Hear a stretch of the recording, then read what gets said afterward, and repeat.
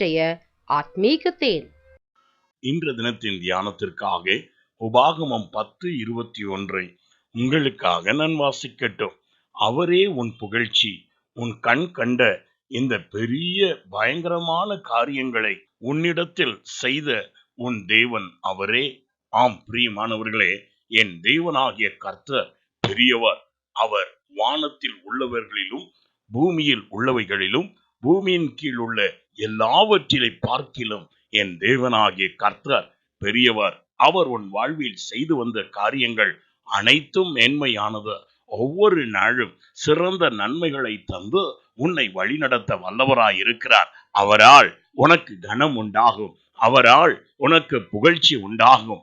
இதோ நீ அவருக்கு பயந்து அவருடைய கற்பனையை கைக்கொண்டு அவரையே சேவிக்கின்றவனாய் இருக்கிறபடியால் அவர் உன்னை எந்த இடத்திலும் தலைகுனிய விட மாட்டார்.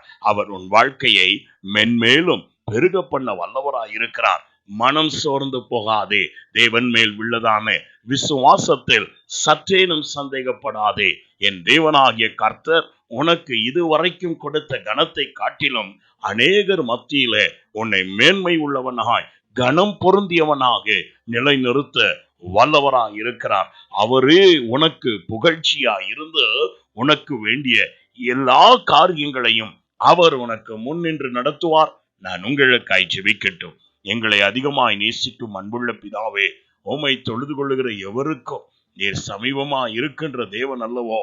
இதோ உம்மை பற்றி பிடித்துக் கொண்டு உம்முடைய வார்த்தைக்கு செவி கொடுக்கிற யாவரையும் நீ கைவிடாதபடி நடத்துகிற தேவனா இருக்கிறபடியால் உம்மை நன்றியோடு துதிக்கிறோம், ஸ்தோத்தரிக்கிறோம். இன்று தினத்திலும் நீரே உம்முடைய பிள்ளைகளுக்கு நல் கீர்த்தியும் புகழ்ச்சியுமாயிருந்த வழி நடத்துவீராக. இயேசுவின் நாமத்தில் பிதாவே, ஆமென். God bless you.